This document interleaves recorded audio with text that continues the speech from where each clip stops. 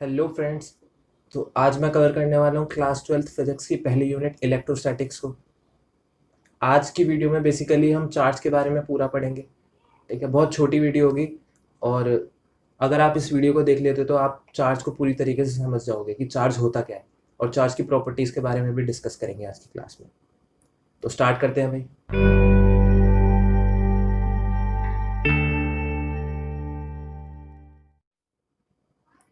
Electrostatics पहली unit. तो किसी भी चैप्टर को स्टार्ट करने से पहले या फिर किसी भी नए टॉपिक को स्टार्ट करने से पहले आपको उसके नाम को समझना बहुत ज़्यादा ज़रूरी है। ठीक है, तो भाई इसके नाम को समझते हैं। सबसे पहले इसका नाम क्या कह रहा है? इलेक्ट्रोस्टैटिक्स। इलेक्ट्रोस्टैटिक्स बेसिकली दो वर्ड से मिलकर बना है, एक इलेक्ट्रो और एक स्टैटिक्स। इलेक्ट्रो का मतलब होता है चार्ज और स्टैटिक्स का मतलब होता है रेस्ट। ठीक है, तो ये बेसिकली एक फिजिक्स की ब्रांच है, इलेक्ट्रोस्टैटिक्स। अच्छा, चार्ज एट रेस्ट। अब ये चार्ज एट रेस्ट का मतलब क्या है? क्या इतनी बात जानना हमारे लिए काफ़ी है? नहीं भाई, बहुत सारे स्टूडेंट इतनी बात जानते हैं, हमें उसके आगे भी बढ़ना है थोड़ा सा। ठीक है, चार्ज एट रेस्ट को डीप में जाएंगे कि इसका मतलब क्या, पूरा एक्सप्लोर करेंगे इसको आज। Charge at rest. भाई कोई भी चीज़ रेस्ट पर कब होती है? जब उसकी वेलोसिटी ज़ीरो होती है। ठीक है, अब एक प्रॉपर्टी होती है, जब जब चार्ज रेस्ट पर होता है यानी जब उसकी वेलोसिटी ज़ीरो होती है, तो चार्ज सिर्फ इलेक्ट्रिक फील्ड प्रोड्यूस करता है। ठीक है, मतलब इस पूरे चैप्टर में, इस पूरी यूनिट में आपको चार्ज हमेशा रेस्ट पर ही दिखेगा। ठीक है, और हम इसमें बेसिकली सिर्फ इलेक्ट्रिक फील्ड के बारे में ही पढ़ेंगे ज़्यादातर। ठीक है, और भी नए कॉन्सेप्ट्स आएंगे, बेसिकली हम इलेक्ट्रिक फील्ड के बारे में ही पढ़ेंगे। अच्छा, अभी तो मैंने बताया भाई चार्ज छोटा है। ठीक है, अभी चार्ज छोटा है, बच्चा है, अभी वो चल नहीं सकता। जब चार्ज चल नहीं सकता तो वो सिर्फ इलेक्ट्रिक फील्ड प्रोड्यूस करता है। पर जब चार्ज चलने लग जाता है तो क्या होता है? ठीक है, जब चार्ज दौड़ने लग जाता है तो क्या होता है, वो हम आगे देखेंगे तब क्या होता है। अब आगे डिस्कस कर लेते हैं कि भाई चार्ज होता क्या है बेसिकली। तो चार्ज भी क्या होता है वो भी मैं लास्ट में बताऊंगा बिल्कुल। अब चार्ज का सिंबल देख लेते हैं, पहले इसको रिप्रेजेंट कैसे करते हैं। इसको रिप्रेजेंट करने का तरीका स्मॉल क्यू या फिर कैपिटल क्यू। ठीक है, अब ये चार्ज का साइन नहीं बता रहा है, ये सिर्फ चार्ज का सिंबल है, ये चार्ज का साइन नहीं है। अगर आपको चार्ज का साइन दिखाना है तो भाई आपको उसके आगे पॉजिटिव या फिर नेगेटिव लगाना पड़ेगा। ठीक है, यही चार्ज का साइन बताता है। अब इसकी यूनिट क्या होती है? इसकी एसआई यूनिट है कूलम, जिसको कैपिटल सी से रिप्रेजेंट करते हैं, या फिर एम्पियर इंटू सेकेंड। ये वाली यूनिट कहाँ से आई है, एम्पियर इंटू सेकेंड वाली? भैया 10th क्लास के करंट के फॉर्मूले से आई है, I is equals to Q by T से। यही था ना, I is equals to Q by T. ठीक है, करंट की यूनिट होती है एम्पियर, टाइम की होती है सेकंड। तो भाई करंट कहाँ से, चार्ज की निकल जाएंगे यहाँ से, एम्पियर इंटू सेकंड। डायमेंशन भी निकल गई इसी वाले फॉर्मूले से, एम्पियर, एम्पियर के लिए कैपिटल ए, सेकंड के लिए कैपिटल टी। ठीक है, A1 T1, बात एक ही है, वन नहीं लगाया तो भी बात एक ही है ना। एक ई नाम का वेरिएबल होता है जिसको बोलते हैं हम क्वांटम। अच्छा, इसकी एक वैल्यू भी होती है, इसकी वैल्यू होती है 1.6 इंटू 10⁻⁻19 कूलम। भाई कूलम आ गया लास्ट में, भाई कूलम आ गया ना, तो इसका मतलब ये जो हमने वेरिएबल लेट करा है ये क्या है, ये एक चार्ज है। अब देखते हैं भाई, इससे बहुत सारी चीज़ें आसान हो जाएंगी। ठीक है, ई को जो हमने लेट करा है ये एक वेरिएबल है, देखते हैं इसका यूज़ कहाँ पर होता है। देखो, कुछ पार्टिकल्स होते हैं जैसे इलेक्ट्रॉन, प्रोटॉन और न्यूट्रॉन्स। ये क्या होते हैं? ये सब एटॉमिक पार्टिकल्स होते हैं, एटम के अंदर होते हैं इलेक्ट्रॉन, प्रोटॉन्स और न्यूट्रॉन। अच्छा, इलेक्ट्रॉन को डोनेट करने का सिंबल, इलेक्ट्रॉन को कैसे दिखाओगे आप, शो कैसे करोगे, रिप्रेजेंट कैसे करोगे? तो उसका सिंबल है ई। वही क्वांटम, क्वांटम के आगे अगर आपने नेगेटिव लगा दिया, आगे लगा दो या पीछे लगा दो, बात एक ही है। ठीक है, ये लो पीछे भी लगा दे, आगे भी लगा देते हैं इसके, तो माइनस ई लगा दिया तो ये इलेक्ट्रॉन को शो करता है। प्रोटॉन के लिए भाई उसके आगे प्लस लगा दो तो प्रोटॉन को शो करेगा। न्यूट्रॉन का जनरली कोई सिंबल नहीं होता। ठीक है, पर फिर भी अगर आपको रिप्रेजेंट करना पड़ जाए कहीं पर तो आप उसको कैपिटल एन से रिप्रेजेंट कर सकते हो, कोई दिक्कत नहीं है। चार्ज कैसे निकलेगा? भाई इलेक्ट्रॉन को मैंने क्या लिया है, इलेक्ट्रॉन को लिया है कि मैंने, ये क्वांटम का नेगेटिव वर्जन होता है ना। तो यार चार्ज भी क्या होगा, इसका नेगेटिव ही होगा। ई के आगे नेगेटिव, ई की जो वैल्यू थी, ई का ऊपर जो चार्ज था उसके आगे नेगेटिव लगा दिया, तो इसने मेरे को इलेक्ट्रॉन का चार्ज बता दिया।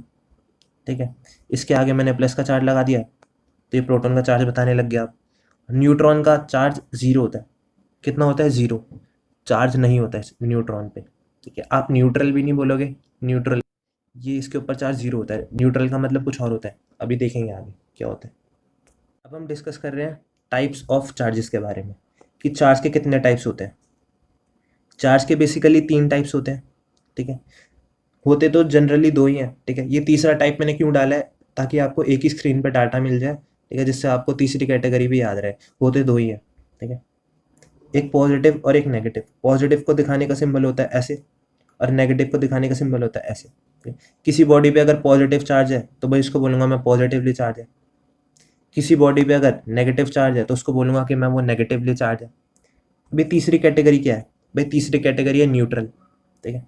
न्यूट्रल का मतलब क्या होता है, न्यूट्रल का मतलब ये नहीं होता कि भाई चार्ज जीरो है, ठीक है, दिमाग से निकाल देना, इसमें चार्ज जीरो नहीं होता, ठीक है। क्या होता है इसका मतलब, न्यूट्रल का मतलब होता है जितने पॉजिटिव चार्ज है उस बॉडी में उतने ही नेगेटिव चार्ज है, ठीक है। क्या बोला मैंने बोला जितने उसमें पॉजिटिव चार्ज है उतने ही उसमें क्या है, नेगेटिव चार्ज है, इक्वल अमाउंट है दोनों का, इसलिए वो बॉडी क्या हो जाती है, न्यूट्रल। क्यों, क्योंकि उसमें जो नेट चार्ज आता है, नेट चार्ज बोल रहा हूँ, चार्ज नहीं बोल रहा मैं, नेट चार्ज जीरो होता है, याद रखना, ठीक है। क्या चीज़ जीरो होती है, net charge, Q net zero होता है। अब क्लियर हो गया होगा न्यूट्रल में और जीरो में क्या फ़र्क होता है। अब हम डिस्कस करेंगे प्रॉपर्टीज ऑफ चार्ज, मतलब चार्ज की क्या क्या बेसिक प्रॉपर्टीज है, ठीक है। इसमें सारी कवर हो जाएंगी चार्ज की प्रॉपर्टीज, और चार्ज भी पता चल जाएगा चार्ज होता क्या है। तो चार्ज की सबसे पहली प्रॉपर्टी है कि चार्ज स्केलर होता है, ठीक है। क्या है चार्ज, एक स्केलर क्वांटिटी है, ये एक वेक्टर क्वांटिटी नहीं है। क्यों, क्योंकि इसके पास डायरेक्शन नहीं होती, इसके पास सिर्फ क्या होता है, मैग्नीट्यूड होता है, ठीक है। तो चार्ज के पास मैग्नीट्यूड है सिर्फ, इसीलिए इसको स्केलर क्वांटिटी बोल दिया भाई। चार्ज रिमेन्स कंजर्व्ड, चार्ज हमेशा कंजर्व्ड रहता है, तो जैसे मैटर और एनर्जी, ठीक है, ना ही तो आप मैटर को बना सकते हो, क्रिएट कर सकते हो, ना ही तो डिस्ट्रॉय कर सकते हो, ठीक है। सिमिलरली चार्ज को भी ना ही तो आप क्रिएट कर सकते हो, ना ही तो आप डिस्ट्रॉय कर सकते हो, इसीलिए ये भी क्या करता है, ये लॉ ऑफ कंजर्वेशन को फॉलो करता है, ठीक है। तो मैटर, एनर्जी और चार्ज, ये तीनों क्या करते हैं, लॉ ऑफ कंजर्वेशन को फॉलो करते हैं। अब हमको पता है कि मैटर यानी कि एम एनर्जी से तो रिलेटेड है, E is equals to M C square, है ना, एनर्जी से तो रिलेटेड है कहीं ना कहीं मैटर। अब मुझे ये चीज़ देखनी है कि कहीं चार्ज भी तो रिलेटेड नहीं है मास से, मैटर से, है ना, क्योंकि भाई ये दोनों तो लॉ ऑफ कंजर्वेशन को फॉलो कर रहे हैं ना। तो भाई ये कैसे कर रहा है, ये भी तो तभी कर रहा होगा जब इससे रिलेटेड होगा। देखते हैं भाई कैसे है रिलेटेड, आगे बताऊंगा। तीसरी प्रॉपर्टी है चार्ज इज एडिटिव। इसका मतलब क्या है कि चार्ज को ना आप हमेशा ऐड करते हो, ठीक है। चार्ज को ऐसा नहीं है कि मैंने सब्ट्रैक्ट कर दिया, ठीक है, चार्ज हमेशा क्या होगा, ऐड होगा। एक एग्जांपल दे देता हूँ मैं इसका छोटा सा, ठीक है। जैसे मैंने बोला कि हमारे पास है एक प्लस का क्यू चार्ज और एक है प्लस का 3Q चार्ज, तो भाई टोटल चार्ज बताओ क्या आएगा। तो आप बोलोगे कि भैया टोटल चार्ज आएगा प्लस का 4Q, ठीक है। अब मैंने आपसे बोला कि अब मेरे पास चार्ज है प्लस का Q और माइनस का 3Q, अब बताओ टोटल चार्ज कितना आएगा, ठीक है। तो इस केस में मैं क्या करूँगा, देखना एक बार, मैं क्या करूँगा, चार्ज को ऐड करने का एक तरीका होता है, आपने उस चार्ज के आगे ब्रैकेट बना दो, ठीक है, जो भी उसका साइन है उसके साथ ब्रैकेट बना दो और दोनों को ऐड कर दो। क्या करा है मैंने, दोनों को ऐड करा है। यहाँ पर भी यही चीज़ हुई है, ठीक है, पर हमें विजिबल नहीं हुई क्योंकि दोनों पॉजिटिव चार्ज थे ना, तो कोई फ़र्क नहीं पड़ा, ठीक है। फ़र्क तो यहाँ पर भी नहीं पड़ेगा, फ़र्क तो यहाँ पर भी नहीं पड़ेगा अगर मैं सिंपल ऐड कर दूँ, है ना। चलो, पर यही तरीका होता है। तो नेट चार्ज कितना है भाई, टोटल चार्ज कितना है, माइनस का 2Q। तो इस प्रॉपर्टी ने मुझे ये चीज़ दिखा दी कि भाई चार्ज को हम हमेशा ऐड करते हैं। देखो ना, चार्ज हमेशा ऐड हुआ है, चाहे चार्ज का साइन कुछ भी हो, बेशक चार्ज का साइन कुछ भी हो, चार्ज हमेशा ऐड होते हैं।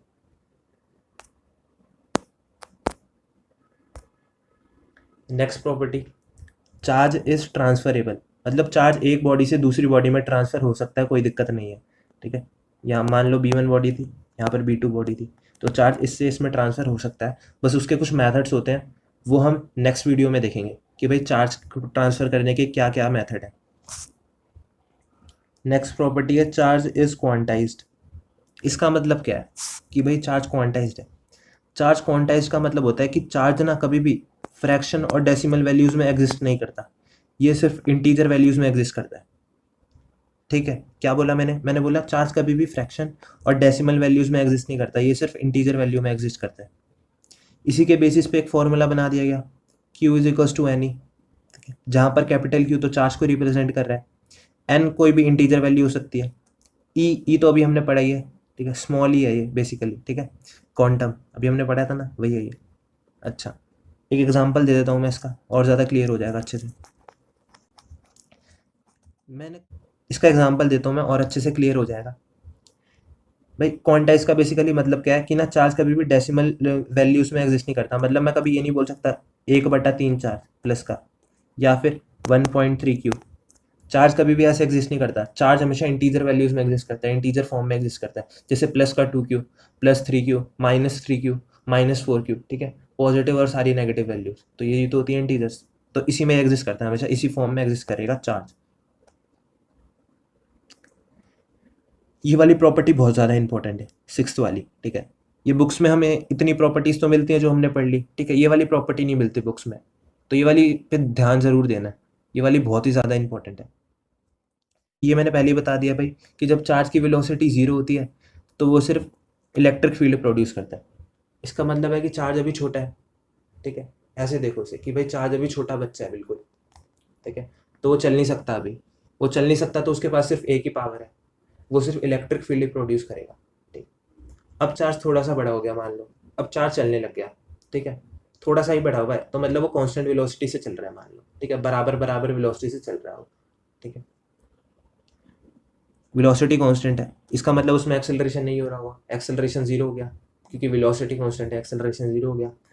तो इस केस में उसके पास थोड़ी सी ज़्यादा ताकत आ जाती है, ठीक है। अब की बार वो क्या करता है, इलेक्ट्रिक फील्ड भी निकाल सकता है, उसके साथ मैग्नेटिक फील्ड भी निकाल सकता है, ठीक है। क्योंकि भाई चार्ज चलने लग गया ना, पहले तो रुका हुआ था, पहले बच्चा था, छोटा सा था, चल नहीं सकता था, सिर्फ इलेक्ट्रिक फील्ड, अब चलने लग गया कांस्टेंट वेलोसिटी से, तो इलेक्ट्रिक फील्ड भी और मैग्नेटिक फील्ड भी। मान लो अब थोड़ा सा चार्ज और बड़ा हो गया, अब दौड़ने लग गया, ठीक है। अब वेलोसिटी कांस्टेंट नहीं है, ठीक है, मतलब एक्सेलरेशन होगा कुछ ना कुछ, ठीक है। तो उस केस में क्या होगा, उस केस में चार्ज इलेक्ट्रिक फील्ड भी प्रोड्यूस करेगा, मैग्नेटिक फील्ड भी प्रोड्यूस करेगा, और एक चीज़ और प्रोड्यूस करता है जिसको हम बोलते हैं रेडिएशंस, ठीक है। याद रखनी है ये बात, क्या प्रोड्यूस करता है, रेडिएशंस। तो तीसरा पॉइंट लिखा नहीं है, यहाँ पर लिख दिया मैंने, कोई नहीं, देख लेना।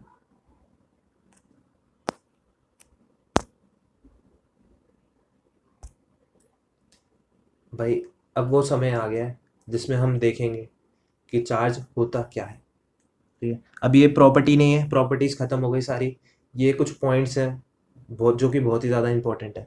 सबसे पहली बात तो चार्ज एक एनर्जी नहीं है, ठीक है। बहुत सारे लोगों को मिसकंसेप्शन होता है कि भाई चार्ज एनर्जी है, तो मैं क्लियर कर देता हूँ कि चार्ज इज़ नॉट एनर्जी। बताऊँगा क्यों। भाई एनर्जी अलग चीज़ है, चार्ज अलग चीज़ है, बताऊँगा क्यों। एक एग्जांपल ले लेते हैं। मान लो ये एक बॉडी है, ठीक है, ये यूनिवर्स में एग्जिस्ट कर रही है। भाई यूनिवर्स में ये बॉडी एग्जिस्ट करती है, ठीक है। अगर ये बॉडी यूनिवर्स में एग्जिस्ट करती है तो इसकी कुछ बेसिक फंडामेंटल प्रॉपर्टीज़ होंगी। क्या क्या, अगर ये यूनिवर्स में एग्जिस्ट कर रही है तो इसका मास भी होगा, इसकी वॉल्यूम भी होगी, ठीक है, और इसकी डेंसिटी भी होगी। भाई ये तो कुछ फंडामेंटल प्रॉपर्टी है ना, अगर कोई भी बॉडी एग्जिस्ट करती है तो उसके पास ये चीज़ें तो होंगी होंगी, है ना। अगर उनके पास ये चीज़ें नहीं है तो वो बॉडी एग्जिस्ट ही नहीं करती यूनिवर्स में। सिमिलरली बिल्कुल ऐसे ही जैसे ये तीनों फंडामेंटल प्रॉपर्टी है मैटर की, किसी भी बॉडी की, सिमिलरली चार्ज भी उस बॉडी की क्या होती है, एक फंडामेंटल प्रॉपर्टी होती है। तो अब क्लियर हो गया होगा कि भाई चार्ज एनर्जी नहीं है, चार्ज क्या होता है, चार्ज किसी भी बॉडी की एक फंडामेंटल प्रॉपर्टी होती है, ठीक है, अगर वो यूनिवर्स में एग्जिस्ट करती है तो। इसको और सिंपल भाषा में मैं बोल देता हूँ भाई, चार्ज होता क्या है, तो चार्ज ना इलेक्ट्रॉन ही होता है और कुछ नहीं होता। तो चार्ज क्या है, इलेक्ट्रॉन है। भाई इलेक्ट्रॉन तो उसी में होगा ना जिसमें मास होगा, जिसमें मैटर होगा, क्योंकि मैटर बनता है किससे, एटम से बनता है, और एटम किससे बनता है, इलेक्ट्रॉन, प्रोटॉन और न्यूट्रॉन से। न्यूट्रॉन का खुद का कोई चार्ज नहीं होता, प्रोटॉन पे चार्ज होता है, पर प्रोटॉन की हम बात नहीं करते, ठीक है। चार्ज बेसिकली इलेक्ट्रॉन की वजह से ही आता है किसी भी बॉडी पे। जैसे केमिस्ट्री में होता है, किसी एटम में से अगर इलेक्ट्रॉन निकलता है तो वही उसके ऊपर कैसा चार्ज आता है, पॉजिटिव। अगर इलेक्ट्रॉन ऐड होता है तो कैसा चार्ज आता है, नेगेटिव, ठीक है। वहाँ पर हम एक एटम की बात करते थे, और फिजिक्स में हम एक पूरी बॉडी की बात करते हैं। तो पूरा कॉन्सेप्ट वही है, ठीक है, कुछ ज़्यादा नहीं है। तो इसमें क्या होता है, फिजिक्स में एक चीज़ और बता देता हूँ, जब इलेक्ट्रॉन निकलेंगे तो भाई उस बॉडी का मास कम हो जाएगा, क्योंकि मास तो डिपेंड कर रहे हैं ना, स्लाइटली कम होगा, मानता हूँ इलेक्ट्रॉन का मास नहीं होता, पर कुछ तो कम होगा। अगर किसी बॉडी में से ज़्यादा ज़्यादा अमाउंट में इलेक्ट्रॉन्स निकल रहे हैं तो भाई कुछ तो मास कम होगा, स्लाइटली मान लो, ठीक है, कुछ भी मान लो। अच्छा, ऐड होंगे तो मास बढ़ जाएगा। नेक्स्ट पॉइंट देखो, charge is always associate with mass, ये तो भी बता दिया मैंने बिल्कुल। ये बोल रहा है कि चार्ज हमेशा मास के साथ ही होता है। हाँ बिल्कुल भाई, मास है तो चार्ज है तो मास है, ठीक है, तो दोनों बात आपस में रिलेटेड है, ठीक है। Presence of charge itself is a existence proof of mass, तो ये भी मैंने बता दिया, ठीक है, कि भाई अगर अगर मान लो कहीं पर चार्ज एग्जिस्ट करता है तो वहाँ पर मास होगा, ठीक है। तो आई होप कि आपको वीडियो अच्छी लगी होगी। अगर आपको वीडियो अच्छी लगी, अगर आपको समझ में आया हो, अगर आपको कुछ भी नया सीखने को मिला हो इस वीडियो से, तो लाइक कर देना, शेयर कर देना और सब्सक्राइब भी कर देना।